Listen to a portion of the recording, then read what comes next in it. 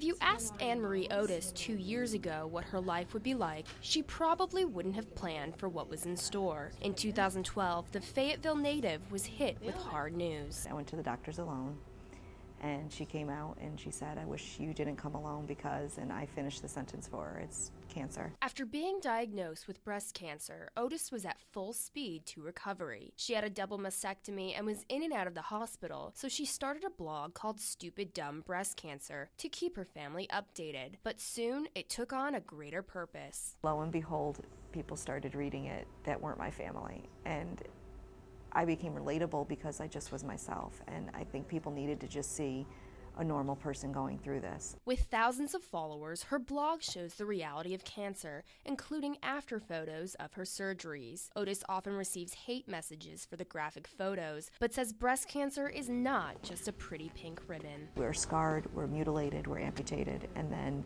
you have someone telling you those horrible things, and yes, I have actually thought about taking the page down. All of a sudden these women come back at me and say, "Please don't, you're my source of hope, you're what I turn to, you're my inspiration, you're me." And then I say, no way, I'm not. This is so important. Breast cancer is not limited to older women. According to the Susan G. Komen Foundation, almost 5% of cases this year will affect men and women under 40, with some of those cases even being in their 20s.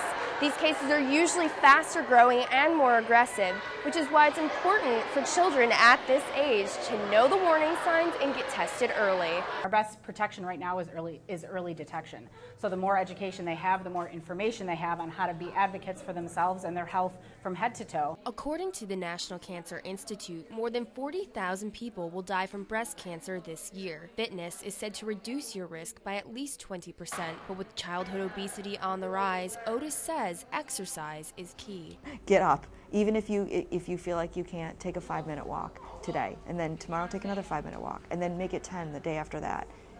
Everybody can walk for 5 minutes. There's no excuse. Even though there's a long road ahead for Anne Marie, the praise she receives makes it all worth it. I'll have people email me and they're like, "Thank you so much. You gave me the inspiration to get through this," or "Thank you so much. You know, what you did got me through it." And I always say, it's Glinda the Good Witch, and I always say, "You had the power all along, my dear."